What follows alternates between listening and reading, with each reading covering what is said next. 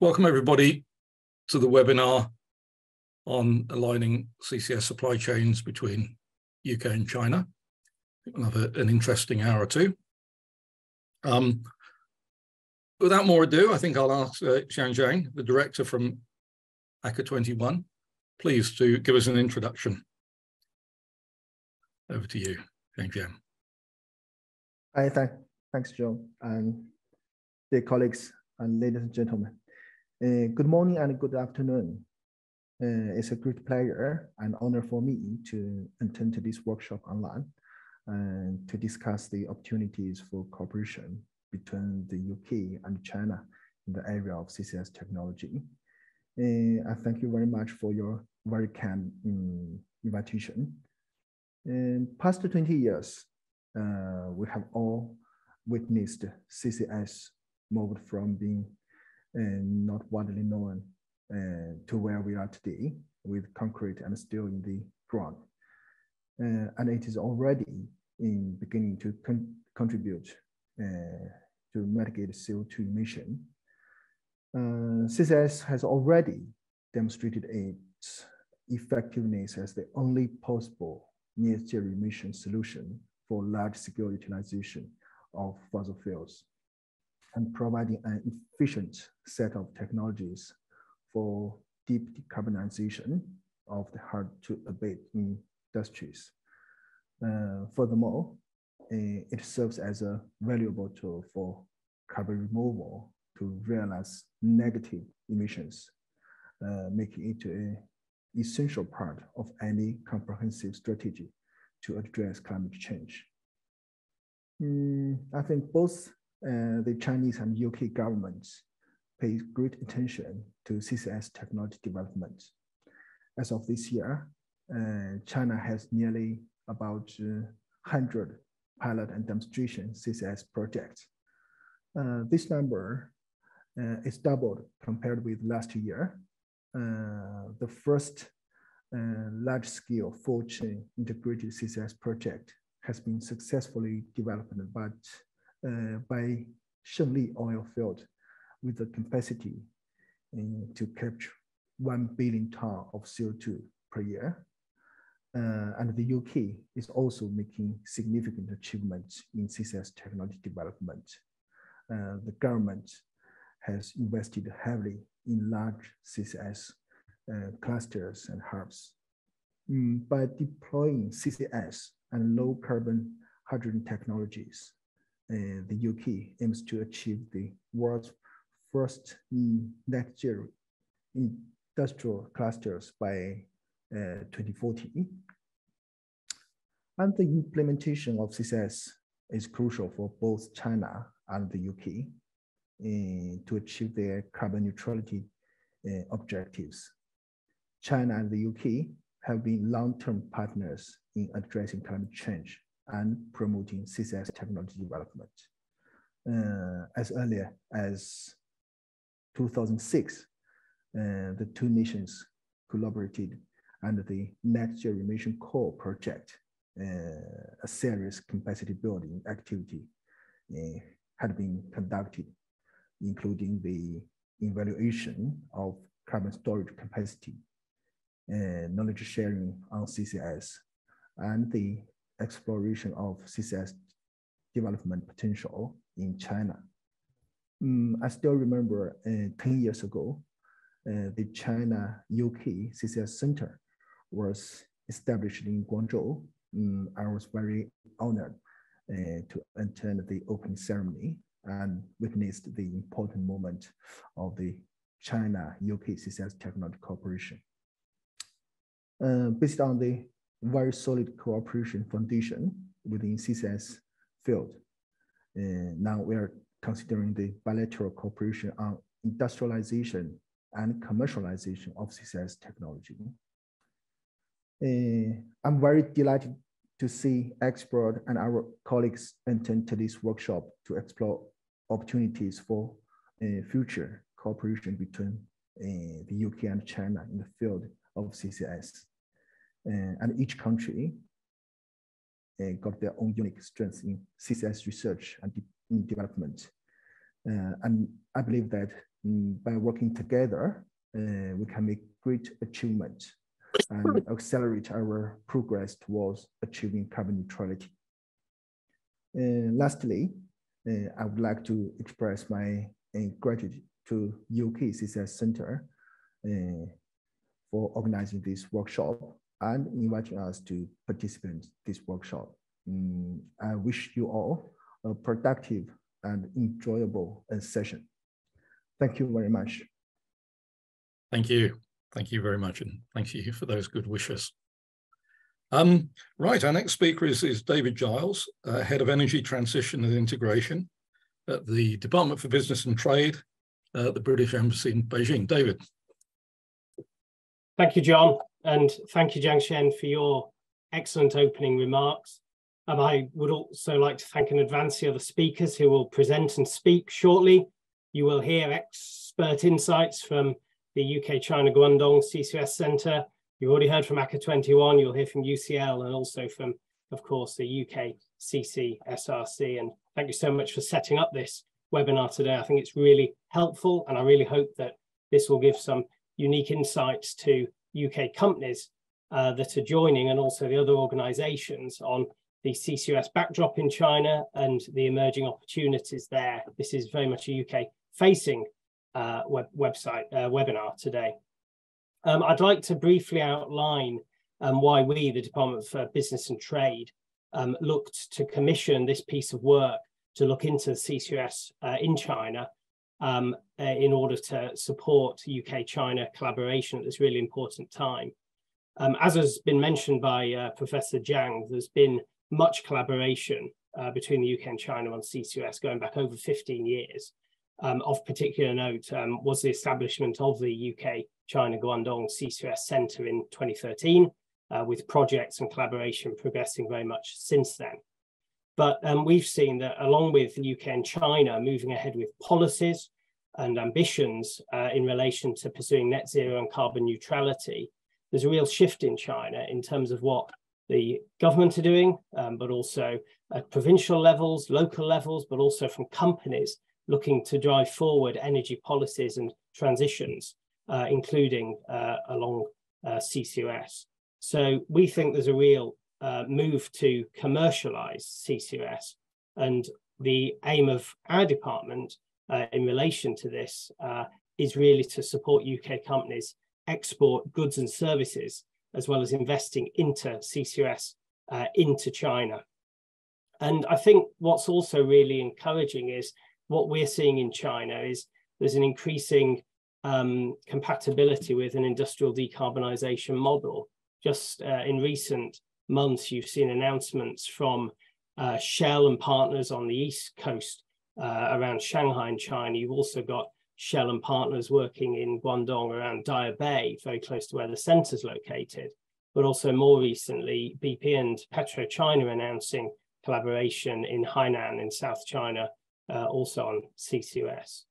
So with what we see as emerging opportunities and interest in developing the commercial side of CCUS in China, we wanted as DBT to commission an expert piece of work to support us in deciding where we focus our efforts, but also to support UK and Chinese businesses and other stakeholders work together on the development of CCUS in China.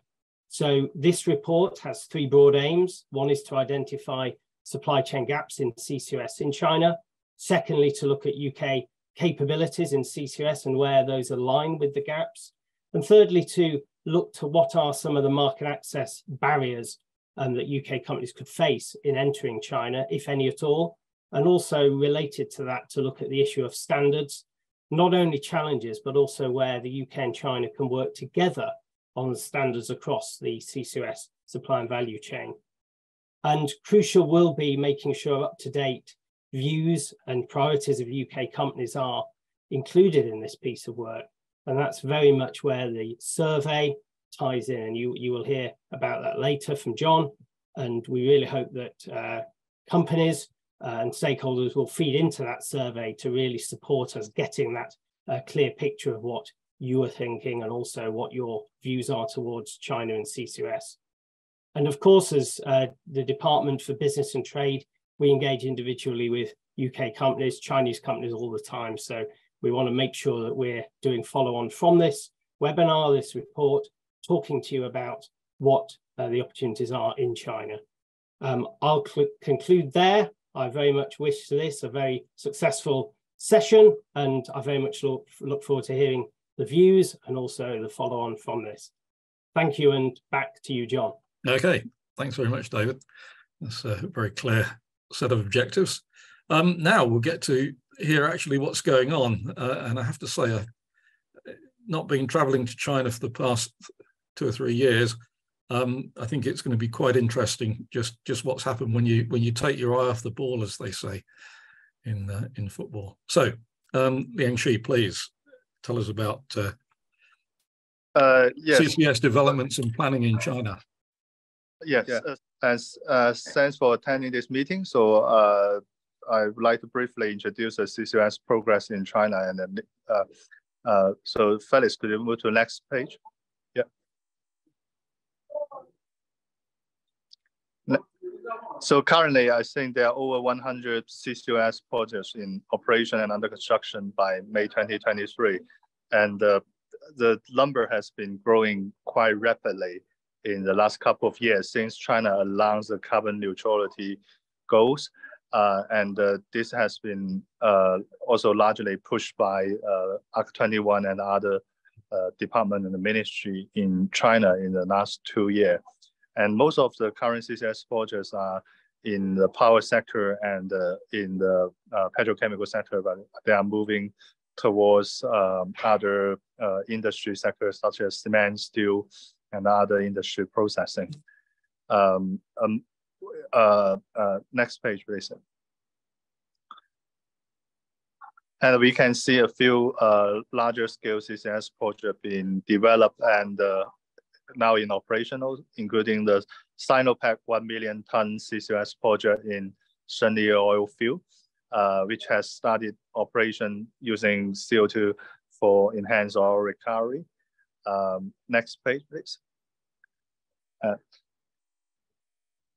And offshore CCS project also have making some very substantial progress as CNOOC pilot carbon capture and storage for offshore oil field 2 years ago, and we start operation this year at the 300,000 ton per year in the Enping oil field in the South China Sea near on the coast of the Guangdong province. Next page, please. And then PetroChina is also announcing a CCUS hub in Xinjiang, which has a 3 million ton capture scale by 2030. I think Xinjiang province is also putting extremely hard effort in driving low carbon technology development and put a lot of incentive policy in place quite recently. Next page, please. Apart from Xinjiang, in the northwest of China, in the Ordos Basin, CNPC is also continue piloting the project and will scale up the carbon capture and storage business to megaton level, and is negotiating with a few CO2 capture potential CO2 sources on the large-scale integrated projects. Next page. Yeah. And in the steel industry, there are a few steel plants in China are planning for CCS, including the largest steel plant in the world, Baotou Steel, and also Hebei Steel now is making zero carbon steel with much more higher premium price, selling the steel to BMW quite recently. And in Mongolia, Baotou Steel is developing a 2 million CCUS project, and these projects will including 500,000 ton carbon capture in phase 1 with CO2 coming from the project for enhanced oil recovery as well as mineralization. So the project is one of the earlier stage, one of the pioneer large-scale steel carbon capture project in the countries. Next page, please. And there are also other innovative technology now being tested in China, and many emerging technology suppliers around the world, from US, to Europe to Canada, seeking to have their technology being demonstrated at a large scale in China, and try to use Chinese supply chain to achieve cost reduction. And also they see China's carbon total emission is very high, and they want to contribute to emission reduction. So like Carfix company in Iceland, they now try to work with CCUS Centre and the Tencent to develop first mineralization projects underground in Guangdong province. And Felix is working on the projects as well. Next page. There are two 10 million ton scale CCS project cluster in the planning stage. And one is in Guangdong, Daya Bay area, CNOOC working with Shell, ExxonMobil, and signed the MOU with Guangdong provincial government to implement the project. Another project is in another economically developed area, Shanghai. Sinopec, Shell, Baotou, and Baotou are developing projects. Next page. Next. So we as ARC21 and GCCSI working on this projects, and we can see the CCS growing potential is very significant, and a huge growing potential in the next 5 to 7 years towards 2030. And another study we conducted with PetroChina also suggests a very huge growth potential for high concentration source CO2 capture in the 2025 to 2035 10 years. So because China announced a carbon neutrality goals, at some point negative emission technology, BECCS and DACCS will also surge, and we can see growing interest in this area as well. Next page. In terms of the CCUS policy, the policy instrument has been increasing dramatically. We can also see more tangible policy being coming up, and remarkably, the financial sector has put in concessional finance support to CCUS projects, and many different ministries are working on dedicated policy support to encourage large-scale CCUS project development. So I can see before China's carbon price reach a point high enough to finance CCUS project, we can see many dedicated policy schemes to encourage early stage demonstration projects. Next page. So another study, we also look at the CCS is quite important for China in climate mitigation, social economic value, as well as to meet the energy security, as a fossil fuel continue to play quite important role in the field. Next page, please. So apart from the energy intensive sectors like cement, steel, power, petrochemical, we can also see many new emerging players working towards CCS. Like Tencent Group, the largest IT firm in China, recently have already put in about 200 million yuan to incentivize emerging and innovative CCUS technology. So international technology supplier, if if you want to demonstrate your technology or pilot at a pilot scale in China, and they will have funding support for try to turn the technologies from laboratory scale or to pilot scale in the Chinese context. Next page, okay. Okay, so I think that's the end of the presentation. Sorry for the technical issue today, and I look forward to the rest of the discussion today. Thank you. Yeah, thank you, Xu. Don't go away. Very impressive set of progress, and congratulations to you and everybody in China really for taking this away. It's very important. Now, you told us what you were doing, but can I just ask you a question or two? I mean, where do you see, if you're aware of them, the gaps in this deployment process, or the areas where additional information would be welcome, do you think? What do you mean? So deployment gap for CCUS? Or? Yeah, well, I'm particularly thinking, because we're talking about supply chain, about technologies, areas where you think that people are looking to get more development, possibly, as I say, from people coming in from overseas. Oh, right. Yeah, there are many areas, because earlier CCUS project in China is still at the demonstration and pilot scale stage. Mm-hmm. So on CO2 capture side, like solvent management, because there are not many projects operating continuously so long periods of time. So like stable operation of the plant, solvent management, material that can reduce costs.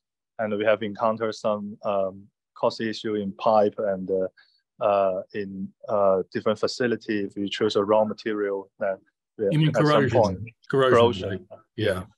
But whether there's an optimized material combining with technology, and also on the CO2 storage side and monitoring technology is obviously way. And on the pipeline transportation, the operational know-how and some phase change management to avoid safety risks in the CO2 transportation are issue. And in the shipping sector, we see like many large shipping companies have interest on how to use CCS as a long-term solutions for long-distance shipping. And whether there's a modular facility they can put on the ship, which doesn't add quite much load, but they can carry on the business. So, and on CO2 utilization, there are many innovative technology, but most of them have a energy balance issue, which and also cost issue. So, whether there are good ways to reduce the cost. So there are many different aspects. In all different contexts. And can I just ask, I mean, one of the, not exactly maybe industry as such, but it's proving to be quite an issue in the UK. What about permitting? Do you have existing regulations for CCS deployment, or are you sort of applying existing ones and adapting them? Yeah, I think different department and ministry are working on CCUS regulation, but this is a very big gap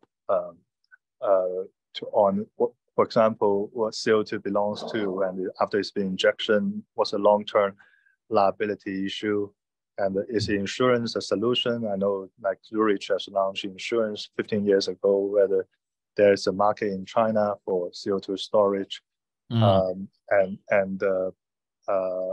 what will be the acceptable monitoring scheme, and how to make the regulation robust enough public will feel okay when the CO2 is being transported onshore and injected onshore and etc.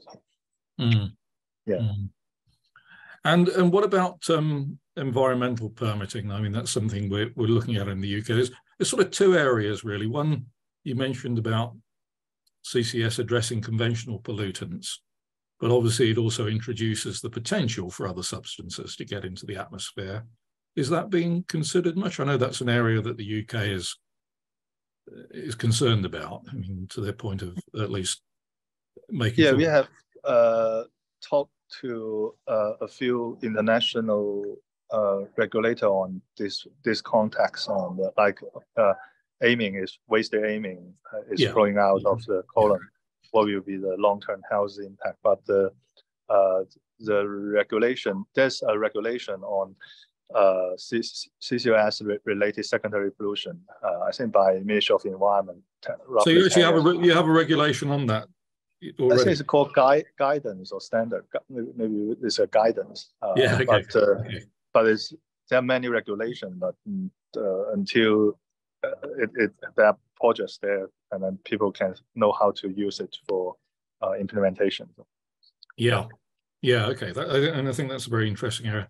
And the other area we've we've got interest on involved in regulation is particularly CO2 transport pipelines. Because the different properties of CO2 when it's released compared to natural gas or even hydrogen. Yeah. Has that got much attention? On the pipeline regulation? Yeah, and pipeline routing and the, you know, as I say, the issues that might occur if you get a release of CO2, just because it's a different, it behaves differently than natural gas, which is the main. Yeah, I don't think there's a regulation. I did a double check. Okay, because I mean, that's certainly an area that the UK is again looking at, because it's something you have to, you have to think about, and you can't just transfer existing pipeline methods. Yeah. Okay. Okay, no, that's very, very helpful. And as I say, very impressive. Yeah, thank you. Congratulations. Yeah, thank you. Okay. So our next speaker, if I can just get my notes open. Looking at development planning in Guangdong, Ningxia, from Changyou, Xian. So please. Okay, thank you, John. Can you see my screen? Yes. Okay. Yes. I'm going to introduce two CCUS development planning projects we did in China. So these projects are for two provinces. One is Guangdong and the other is Ningxia. So these are two representative provinces in China, which I think can give you some understanding about what is CCUS going on in China. So first, we look at the Guangdong province. So the Guangdong government has entrusted our center to do this CCS cluster designing for the whole Guangdong province. So the map on the right shows what Guangdong looks like. So the gross CO2 emissions from the Guangdong province is about 587 megatons CO2 each year, according to the data of 2021. On this map, you can see that most of the CO2 emissions in Guangdong comes from the power industry, and followed by steel, cement, and petrochemical industries. The majority of these CO2 emission sources are located at the coastal areas of Guangdong, and most of the CO2 storage sediment basins are in the offshore areas. So you can see that the situation in Guangdong is very similar to the UK, where we have to capture CO2 on land and transport it and store it in the offshore waters. So in the project, we have advised the Guangdong province to deploy 4 joint CCUS clusters across the whole province. 2 clusters in the central part of the Guangdong, and the other 2 clusters on each flank of the Guangdong province. Then we zoom in to look at the western part of the Guangdong, which we think has the best situation for the development of CCUS. In Western Guangdong, we can see that it has multiple types of CO2 emission sources that has large amount of high concentration CO2 from the steel and the petrochemical industries. This area is also very close to the onshore basalt areas or to the offshore sedimentary basins, where it has much shorter CO2 transport distance and very large capacity of CO2, very large capacity of CO2 storage. So later I will introduce a bit more progress on the carbon storage in basalt in Western Guangdong. So this is the largest project going on in the Guangdong province, which Professor Liang just introduced. So this project is led by CNOOC, which is China National Offshore Oil Company. and joined by the oil refinery plants of Shell and the ExxonMobil. This is another carbon capture facility that is in operation in Guangdong. So this capture facility has two carbon capture systems. One is amine based and the other one is membrane based. So on the photo on the left, you can see the area labeled one is the pre-treatment unit of flue gas, and then the flue gas is being sent to the carbon capture unit. So the taller ones is the amine-based carbon capture device, and the smaller one on the right is the membrane capture device. Then after the carbon capture system, the CO2 is sent to the compress and purification unit at the bottom of this photo. And then on the right of this slide, we can see CO2 after the carbon capture unit is then transported by pipeline and stored in these horizontal tanks where CO2 has been processed to food or industrial grade.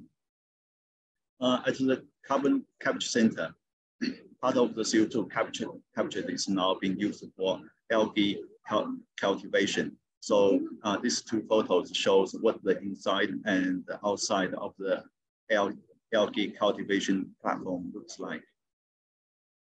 So as Professor Liang just mentioned, the CNOOC has started its first offshore carbon storage project in China, in the offshore areas of Guangdong.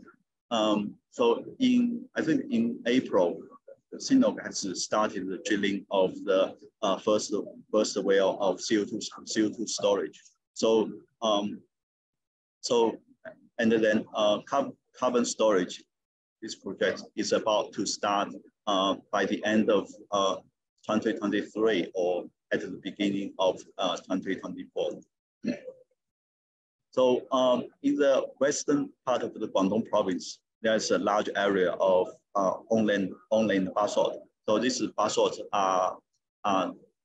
were produced by volcanic eruptions in very recent time. So now we are assessing the feasibility of CO2 storage in the basalt of western Guangdong province. So the figure on the left shows one of the candidate sites we are looking at. So, and the figure on the top right shows the cross section across this basin. So in general, this basin is about 5 kilometers long and 3 kilometers wide. So it was formed by a joint volcano eruptions about 100,000 years ago. So there was an quite explosive volcanic eruption which caused the depression of the whole ground and led to the formation of these volcanic sedimentary basins. So the reservoir we are looking at is at the center of this basin. So the reservoir depth is about 350 meters to 600 meters deep. So it was formed by quaternary basalt and pyroclastic rocks. Now the project is in the process of negotiating the land and the injection permit with the local government. Okay, now we take a look at the situation in Ningxia. So Ningxia is a quite a different province compared to Guangdong. So Ningxia is in general located in the central part of China, where it is at the boundary of desert and the forest. So Ningxia has a very rich coal resources, and its energy and industry is is heavily dependent on coal. So now the Ningxia government has collaborated with us to do carbon utilization industry planning for the whole province. So the figure on the left shows the distribution of CO2 emission sources in Ningxia. We can see most of this its industries is located in the northern part of the province, and the pale blue area represents sedimentary basins. So we can see that the most part of Ningxia is just above joint sedimentary basins.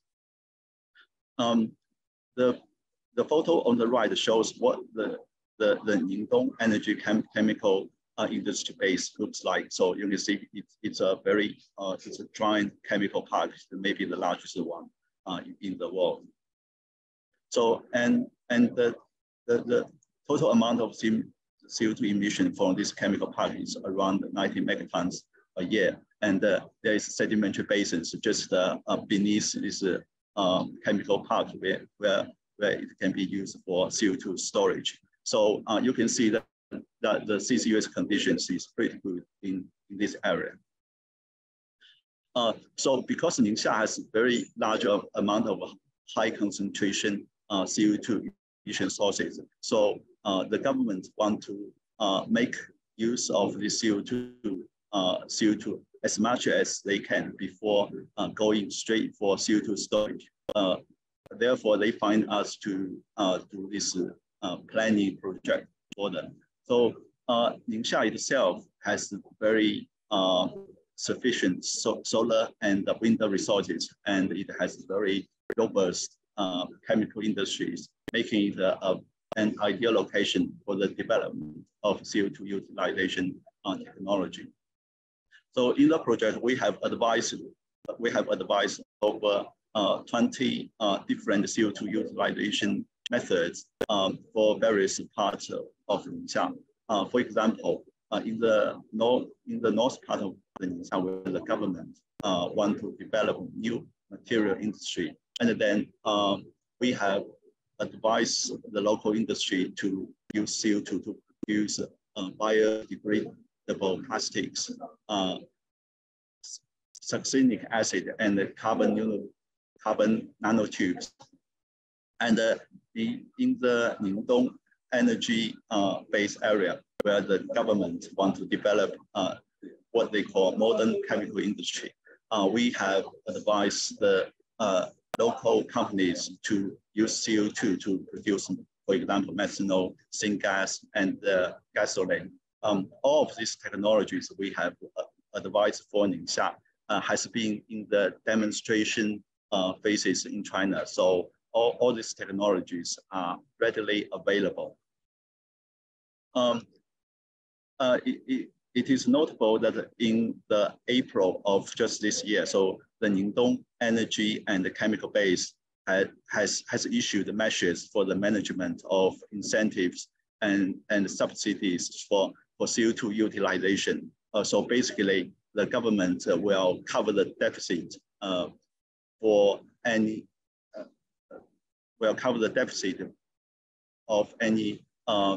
CO2 utilization projects in the Ningdong energy base. Okay, so in the Ningxia, there's one large CCUS project going on at the moment. So the upstream of this project is the China Energy Group, which is the largest power generation group in China, and the downstream is China National Petroleum Company, which is the largest oil company in China. So these two joint companies are collaborating on a 3 megaton scale CCUS project in Xian at the moment. So this project used to have significant difficulties in negotiating carbon price and the allocation of carbon credits between upstream and downstream companies. Now they have solved this issue and the project has moved forward. According to the latest information, So the project is already in the construction process, and the first phase of this project will start operation in the next year. Okay, that's my brief introduction for the CCUS planning in Guangdong and the Ningxia provinces, and I hope this is helpful. Thank you. It's extremely helpful and very impressive. Thank you very much. Now we'll hear from ACA 21 at the very high level. So Xi Mingwei about China's CCS policy. So we've looked at the provinces. Let's have a look at the whole country. I'm sure we'll be very impressed. So hello, everyone. Good morning or good afternoon, depends on where you are. I'm Mingwei. I'm a project manager here at the Administrative Center for China's Agenda 21, which is a part of the Ministry of Science and Technology in China. And thank you for inviting me to this wonderful gathering. Today, I want to talk about CCUS under carbon neutrality, a China's overview. This is an ongoing collaborative work of all our colleagues here in ACA 21. I'll get started. I have divided my talk into 3 sections. Firstly, I want to look at the overview of CCUS development in China. Just give you a high-level sense. So based on our research and understanding, the Chinese government started to paying attention to CCUS technologies at the start of this century. As you can see in this timeline right here, China-UK collaboration has always been a part of CCUS development in China. In 2007, we had the Near Zero Emissions Co-Utilization Project, which examined the merits of various options for CCS in China. And of course, in 2013, we have the UK-China Guangdong CCUS Centre which was established. And last year, we had our first meeting of the UK-China Research and Innovation Collaboration on key technologies for decarbonization. And CCUS was included as one of the key technology solutions. As you have already known, CCUS does not stand for a single technology, but rather a kit of technologies which can be divided into capture, transport, utilization, and storage. As you can see in the chart to the right, with the bars representing development status of different technologies in China, and stars stands for international development level for those technologies. CCUS technology development in China spans across all those categories I just mentioned, with the majority of technologies currently in the industrial demonstration phase. However, there are some technical aspects that are still lagging behind in China, especially in those requires integration and optimization, like pipeline system, CCUS hubs, and safety monitoring. In terms of CCUS projects, based on our research, China currently has over 50 CCUS projects in operation, with a total CO2 capture capacity of about 4 million tons per year. And you can get a sense of the project's distribution in the chart to the left, bottom left corner. To the right, you can see scales and sector distribution of these projects. Currently, the capture capacity of most of China's up and running projects is relatively small, which is under 500,000 tons per year, some of them even smaller. And some industry sectors are still exploring opportunities for CCUS application, especially those hard to abate industries like cement and iron production. In the second section, I want to talk about some potential challenges we have identified for CCUS development in China. So as Dr. Liang has brought a lot of good news for the CCUS development in China, I'm here to drop some not so good ones. So the first challenge, in our opinion, is related to the technology itself. There are some technological aspects in CCUS that are still lagging behind in China, such as offshore CO2 storage, pipeline transportation, and the integration for large projects. Although our first million-ton capacity project, which is the Shengli oil field CCUS project, has launched last year, the scale of other projects are relatively small, as I just mentioned, not enough to cover China's carbon abatement needs in the near future. As we also need more CCUS application in hard-to-abate industries such as steel and cement industries. Besides all that, if you can take a look at this chart on the bottom, the little circles, whatever color they are in, are sources of carbon, including factories and power plants and other plants. And the darker areas are potential sinks that have been identified for carbon dioxide, like oil and gas fields.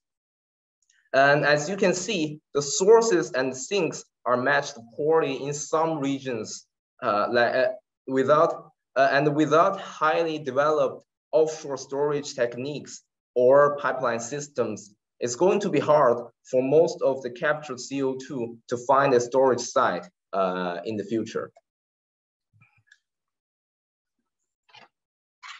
The second challenge, in our opinion, is related to market for CCUS in China. Due to high added costs and lack of incentives, about 1/3 of the CCUS projects that has already been constructed in China are currently suspended or temporarily out of operation. Besides, CO2 sources and sinks may be owned by different companies and located in separate administrative regions. I'm sure this issue is not China specific. Collaboration across companies and sectors for CCUS projects can be difficult. Companies often struggle with the distribution of responsibilities, costs, and profits, which makes it challenging to establish an effective long-term business model for CCUS projects. And the third and the last challenge we think is that we are facing right now is in terms of policy support towards CCUS. Although China has already established its 1+N policy framework for achieving carbon neutrality, and CCUS has been mentioned several times in it, there is still a lack of specific targeting for CCUS in terms of how much capture and storage capacity we want to achieve in the near future. The other issue is currently there is not enough restraint on CO2 emission in China. The Chinese carbon market has just been up and running for less than 2 years. Only about more than 2,000 power plants in China has been covered by this market. And the carbon price is still relatively low for CCUS to be considered by many. And CCUS is currently not covered by this carbon market, which leads us to our last issue, being a lack of incentives in the current policy framework to cover the added cost of CCUS, of carbon capture, give even less reasons for companies to invest in CCUS. In this final section, I want to talk about our hopes and outlooks for CCUS development in China. Here you can see a roadmap we came up with, which summarizes our vision for CCUS development in China all the way up to carbon neutrality. In short terms, before 2030, we are expecting existing technologies to be ready for commercialization. Between 2030 and 2050, we want to see next generation technologies which have lower cost and lower energy penalties to be up and running in industries. And we want to see multiple large-scale CCUS industrial hubs with infrastructures established like a pipeline system. Finally, before 2060, we are expecting large-scale application of carbon removal technologies like direct air capture or CCUS with bioenergy, which will be able to support whatever leftover carbon emissions we may have at that time and help us to achieve carbon neutrality. Lastly, I want to refer back to today's main topic, which being the collaboration opportunities for China and UK in the area of CCUS. We think the China-UK collaboration can serve as a major driving force for CCUS development, both at home and abroad. Through current and future collaborations, we are looking forward to more pilot projects on next generation CCUS technologies, as well as the application of CCUS in more industries. We want to explore cross-industry, cross-institution, large-scale, full-process CCUS projects, as well as opportunities for CCUS hubs in industrial clusters and promoting CCUS infrastructure. We expect there will be opportunities for us to design business models which can facilitate cross-industry and cross-institution CCUS collaborations. And also maybe there will be some opportunities for collaborative research on CCUS policy or CCUS standard frameworks in order to promote knowledge sharing and capacity building for CCUS development. And that concludes my presentation today. So thank you all for your time. Have a wonderful rest of the day. Thank you. Thank you very much. Thank you for the frank discussion. I have to say, if CCS was easy, we would have done it by now. Yeah, definitely. That's so true. And it's, I mean, the thing about CCS is it's not easy, and it's not really, it's not directly productive in many ways, but it's absolutely necessary. I always tell people it's the same as handling a sewage system for wastewater. It's just something you have to do, but don't expect it to be that glamorous, but very important. So we're running short of time, so I'm not going to say very much about the questionnaire. I think it's important to have spent the time looking at the opportunities in China and the state of the market. We will be contacting UK participants with a short questionnaire about your capabilities in CCS and your interests, and also your experience in China, and particularly, I think, in the circumstances, whether you want to be involved in future engagement with China. And it's fairly obvious China's got a very rich set of opportunities, but it's also complex, many things happening. As we can see, some areas of overlap with the UK, some areas where UK experience perhaps has gone further ahead. I'm sure some areas where we can learn as well. So we will have to look quite carefully at what those opportunities are and understand them. And then I'm sure there will definitely be some quite big opportunities in the right areas. So I won't say any more there, so we finish more or less on time. If I can pass over to Liang for any final remarks, please.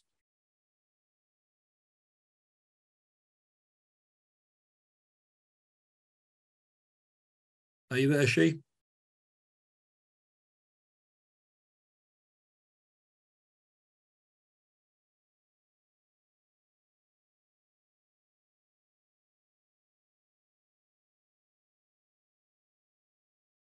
Yeah, I don't know if we've got a problem.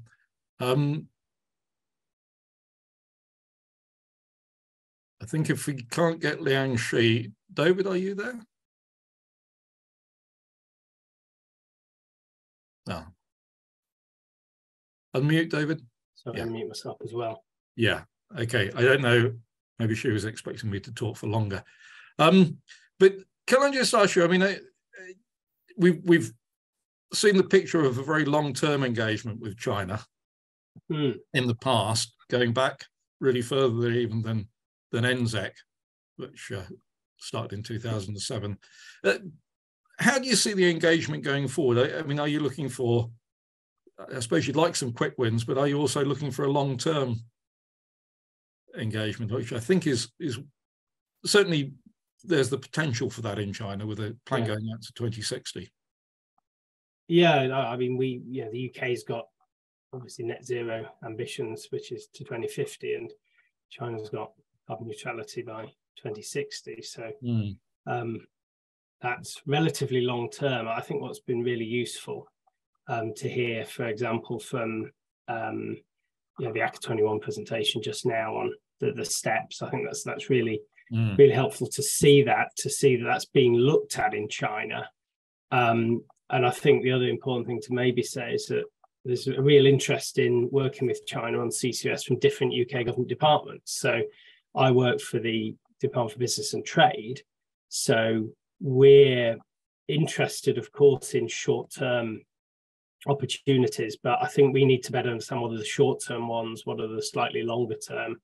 But then you've got the policy side discussion led by other UK departments, including the Foreign Office, get involved in that, the colleagues who look at science and technology. Then you've got, I suppose, the research side, particularly in the China network led by UKRI. And you've also got, fantastic collaboration between universities already, which ties into, I think, all of these areas. So I think it's a very sort of complicated picture often, but I think on the ground that there's a real sort of increasing desire from everybody to work more. Standards gets mentioned a lot, for example. Well, what does that mean? It's something that we're trying to understand more. There's surely a need to work on standards so we can have a proper sort of international framework on CCUS. I think what's also been mentioned that is a policy discussion is around carbon pricing in China, the business models. China's a massive place, of course. So, I think it's going to do things very differently to how the UK will. But I very much hope that we can sort of learn from each other. I mean, this is very much focused on the opportunities in China, but we'd very much like, and it's an aim that I've got, is to Chinese companies to look at the UK as a place to develop. You've already got significant Chinese investment in the energy sector, and some of that is going to naturally lead into CCUS. So I think it's really broad, and I think across the whole piece, we do need to better work out what are the short-term ambitions, and maybe medium-term and the longer term, but how can we influence that? So that's sort of my immediate thoughts. Yes, no, I think that's a very wise sort of view of things. It really is going to be a long-term, definitely a long-term dimension, provided we can sort out the short-term satisfactorily. So thank you all for attending. It's been really interesting. I'm sure we could have managed a whole day on developments in China and still not got to the bottom of it.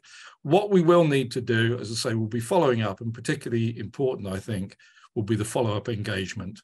We're expecting to have a mission to China in the not too distant future to actually look at some of these projects in more detail and really understand where the added value is for exchanges in both directions. And I think that'll be where we actually get the value out of what's going on, although it's obviously very important, and thank you for the sponsorship for this initial study, to actually recalibrate on what's going on, to get some formality into the wide range of opportunities and capabilities that are there, and then as I say, to build on that.